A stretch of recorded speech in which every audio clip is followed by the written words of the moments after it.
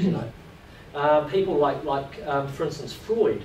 Now, he was a great advocate of cocaine for a long time. But he dismissed it. Yeah, but for a long time he advocated cocaine because he thought it cured morphinism, you know, the addiction to morphine. So he was convinced that it cured it. And he said he had this patient who you know, a friend, who would become dependent on morphine. Right.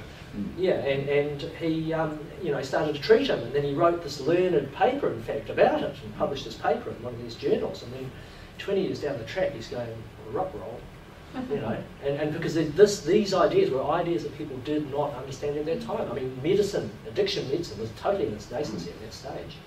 So these guys just walked straight into it. Yeah. You see, I think one of the other things was this, you know, the idea that we talked about a little bit last week, with the idea that some of these newer substances that were coming through were actually, you know, apparently better. You know, and so maybe there were some issues with these other substances, but these other ones, these newer ones, all no, actually that works okay. You know, we don't seem to have a problem with this, and it may have been something that was attributed to isolated or discrete substances rather than as a class, as a broad phenomenon that was generally considered to be present.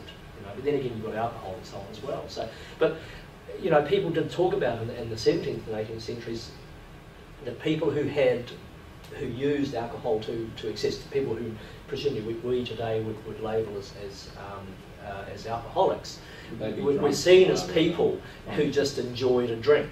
You know, so there was this notion of excess that was more acceptable up to a point than later on. But that, of course, then also you start then thinking about the Enlightenment and the idea that, well, people's lives changed as well. They, you know, people's times became more controlled and more regular, and you had work that you went to and a place that you went to. You weren't just living in some small hamlet and just doing a bit here and a bit there. You know, life became more complicated.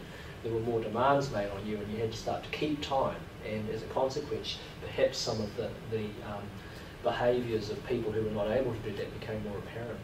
I think that's maybe something as well. There was a tradition in pharmacological development and practice up to the early 19th century, which it was standard procedure for the pharmacist to try the substances that they were writing about. And there was a very famous, yes, you'd be looked at dimly these days, wouldn't you? Well, I was thinking it continued during my training. Is that right? Yeah, most of the young registrars that I worked with had tried anything that they would describe. Yeah. But not necessarily under... Is they trying it to get their hands control? legally? No, but particularly in psychiatry, a number of them that I can think of had tried it because they wanted to know the impact of the medication that they were prescribing. Which I actually consider, I think it's a very interesting and a very thoughtful thing to do.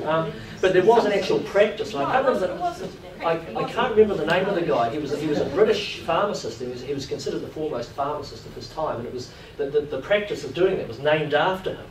And he insisted on trying every single thing that he had anything to do with. And he considered that that was part of his job description. Was he said, well, you know, how can you, you know, make any sensible comment about a substance if you haven't, especially one that works on the mind, if you haven't tried it?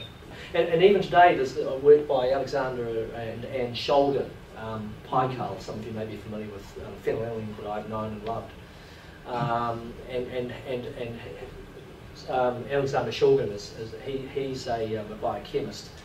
And he makes exactly that comment. In fact, I might bring it in next week with our talk on the theorising intoxication and so on.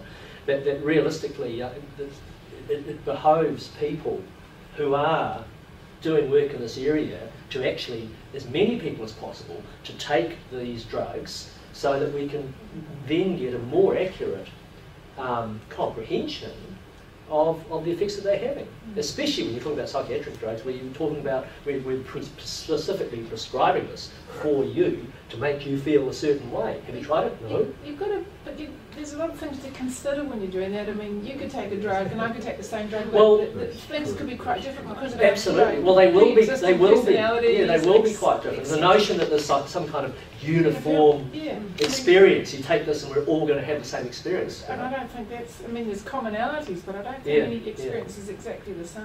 Well, absolutely right. And I think probably the people I was just referring to would say, would add that to their argument and say, well, all the more reason reason for a whole bunch of different people to try it, so we can kind of get a sense of, I used to have experience of that when I was doing detox. I haven't been an IV drug user, but I was helping people sort of get off the drug, and sometimes I'd be slammed for not ever having had the experience myself. So how would I know? Yeah, it's possibly a little harsh. But but that was the main body of the argument. Yeah, I'd been working with people in this situation for 20 years. It didn't count for me. Yeah. How far would you have had to have gone though to being accepted? Oh, do you have to be dependent, do you, or just well, have to try? To know what the experience of withdrawal is like, but I wouldn't. Yeah. You say, well, I drink strong coffee. Often it's an argument. Well, you don't really know because you haven't done it. You don't have to have diabetes. Yeah, exactly. Or have a heart attack to be a cardiac surgeon. Yeah, but then I guess we are talking about psychotropic drugs that affect the mind, and I mean, I'm wondering about it because I've had this conversation with Gavin. Yeah, because I said because we're looking at the notion of using entectogens like ketamine and ecstasy and these kinds of things in psychotherapy, and saying, well, would it be something that people? It's a good question. Would it be something that people do? And he said exactly the same thing. Well, you don't have to you don't have to go and break your leg to find out what that's like, do you? I mean, but of course, the counter argument is, well, yeah, but you're not breaking your leg. You're not spending 6 weeks recovering. You're taking a substance, because of course there is a body of research around the psychotherapeutic use of hallucinogens like LSD, which in fact in the 50s and 60s they used those in some programs to look at alcoholism. Ecstasy, or MDMA, not ecstasy. Ecstasy is more of a product that could be anything, Ketamine is another one they're looking at now, and it's a pity that Tanya isn't here today. Ibogaine is one that's recently become something that people have been looking at. I remember I had ketamine once as an experiment, and we had a tenth of a paediatric dose intramuscularly, and it was the most powerful drug experience I've ever had in my life. It was incredible, and I was talking to Tanya about it in relation to Ibogaine, and we described our two separate experiences, and she said, well, it's very like the Ibogaine experience, except that I wasn't sort of vomiting and carrying on.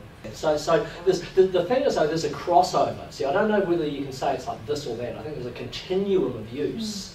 And of course, other people would argue, well, yeah, but the use of, you take a drug like Prozac, for example, a substance that people will potentially be on for the rest of their lives because it makes them feel right.